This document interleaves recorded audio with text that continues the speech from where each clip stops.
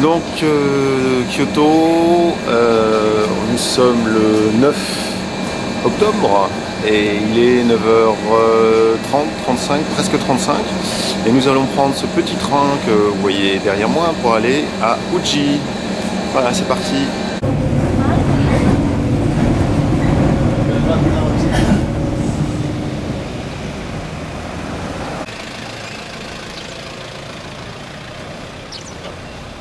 Donc nous sommes à Uji et quelques travaux. C'est très mignon comme petite ville. Voilà, le train aussi était très mignon, tout petit. C'est pas très loin finalement de Kyoto. On a eu pour peut-être 20 minutes de train à tout casser. Et il fait plutôt beau. Et en tout cas, ils ont prévu que le temps serait superbe pour la journée. Donc ça, c'est top pour nous. Finalement, ce typhon a tout nettoyé. Voilà, et puis autre bonne nouvelle, mon japonais s'améliore. Je suis assez content. Sauf quand même hier, je voulais acheter mon billet de train pour la prochaine étape et ça s'est pas très bien passé, on s'est pas très bien compris. Apparemment, je peux pas l'acheter à l'avance, enfin, j'ai pas trop compris. Donc je vais voir demain comment ça marche. Ah oui, parce que c'est le dernier jour à Kyoto. Eh ouais. Ah, on reviendra hein, parce que il y a tellement de choses à voir. Comme vous avez pu le remarquer, je préfère visiter moins de choses mais mieux. Je fais partie de ces gens-là qui préfèrent passer 2 fois plus de temps dans un château ou un temple qui lui plaît que de faire ça au pas de course et d'en faire 2 fois plus, mais finalement avec moins de souvenirs. Je sais pas. Ma façon de faire, j'espère que ça vous convient. Donc c'est parti, on va voir le Byodo-in, qui est donc un super temple bouddhiste. Bon, les Japonais sont vraiment adorables.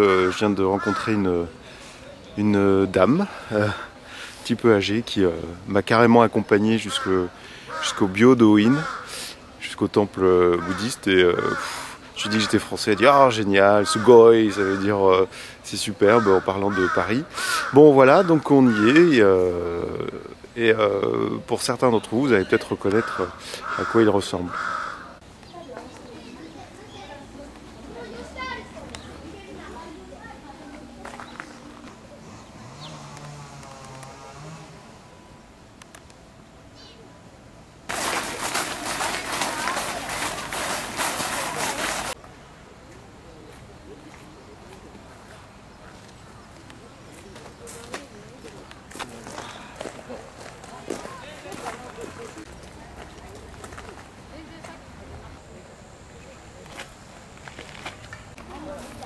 Donc ce superbe temple sur l'axe, temple bouddhiste Byodo-in, et en fait l'image qu'il y a sur les pièces de 10 yens. Voilà, donc c'est encore un des autres trésors nationaux.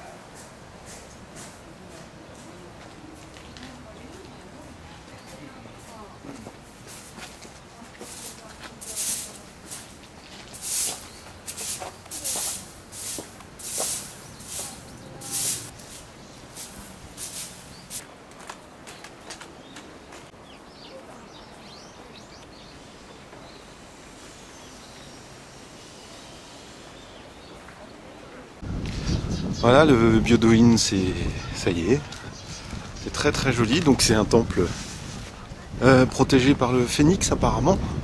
Et en fait, c'est un temple de 1052, donc très très ancien.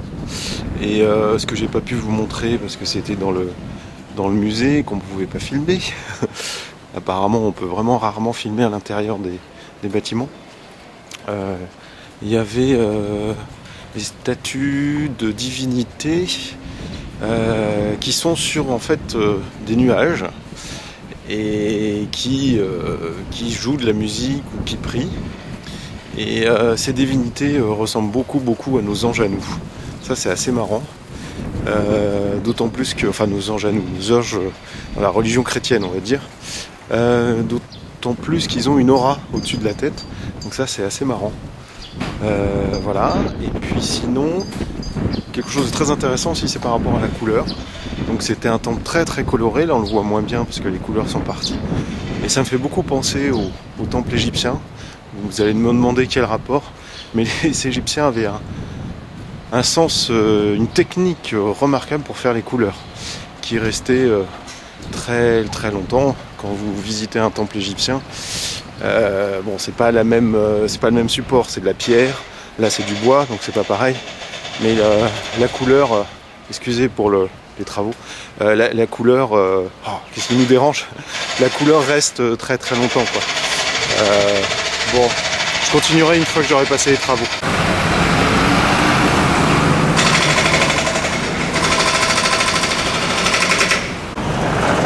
Donc on a passé les travaux, il y a quand même du bruit parce que je longe la route pour retourner à la gare.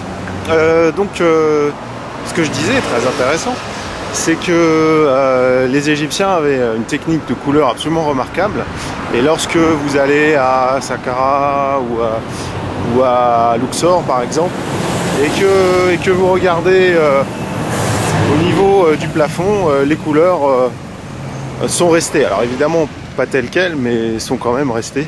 Et on parle de temples qui ont plusieurs milliers d'années largement.